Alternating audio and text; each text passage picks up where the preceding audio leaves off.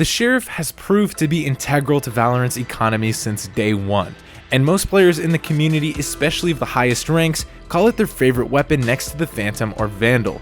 It's got a high skill ceiling, cheap price, and makes for the most satisfying kills in the game. But have we stopped to think that this Pocket Guardian might be a little too good and is ultimately bad for the game's health?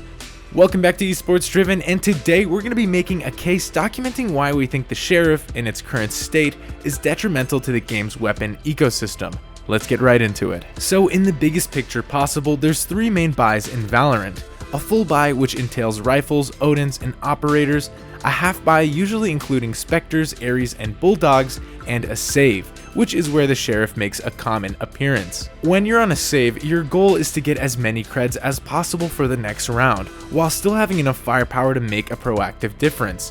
So when we look at all the cheapest guns, most of them fit the description of a close range one and done. You get a little more range with a Marshal at the cost of a very low fire rate. Even the Bucky and Stinger, which require a larger investment than the pistols, are pretty limited to their respective range. With all of this considered, the Sheriff amongst these thrifty guns starts to stick out like a sore thumb. It's supposed to be a deadly accurate sidearm that rewards precise and slow taps at an opponent's head, the trade-off being uncontrollable recoil and a low clip size. Of course, hitting headshots, especially of the mechanically gifted, is no problem at all. This is where the ridiculous power of the weapon comes to play, so let's break down the stats to show why. So from 0 to 30 meters, the Sheriff does 159 damage to the head. This already gives the thing an extensive range for what's supposed to be a pistol. Past that range, the damage drop-off puts the headshot number to 145. Not enough to one-tap a fully armored opponent, but with chip damage playing such a high role in the game anyway, this factor matters less. On top of this, the Sheriff will always 3-tap to the body. This brings shocking similarities to the Guardian, which is roughly 3 times the price. This gives the Sheriff an incredible edge at long range, taking down an enemy with just body shots in under a second. Does this gameplay we're showing in the range seem okay out of an $800 pistol? But let's move on. What about in the accuracy department? Well, the sheet says .25 first shot accuracy. Why does this sound so familiar? It's because it is. That's the exact statistic of the Vandal. From tests in the range, the Sheriff will hit the headshot from 50 meters away about 70% of the time, and almost 95% of the time from 30 meters. The problem here ends up being that on the very first bullet, the Vandal and the Sheriff are virtually the same gun. Obviously, the Vandal gets more efficient shots out per second, but at range, you'd be tap firing anyway.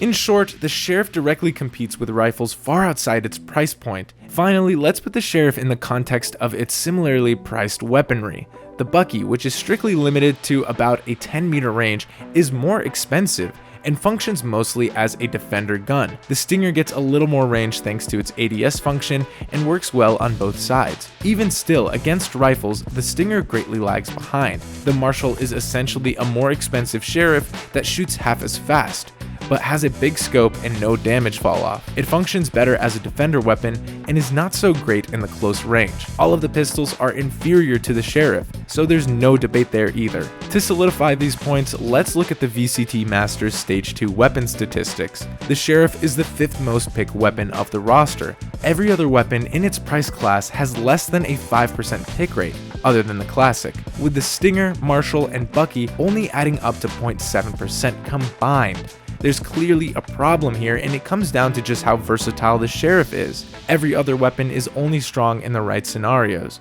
Meanwhile, you can just run around with this overpowered gun on both sides and click everyone's heads off. Let's propose a Sheriff nerf before we wrap this video up. We're going to change the initial damage drop-off from 30 meters to just 20.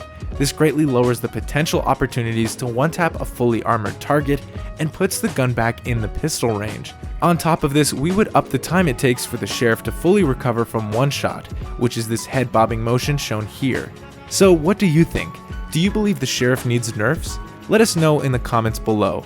And while you're at it, subscribe to Esports Driven for more in-depth analysis videos like these. We'll catch you next time, and thanks for watching.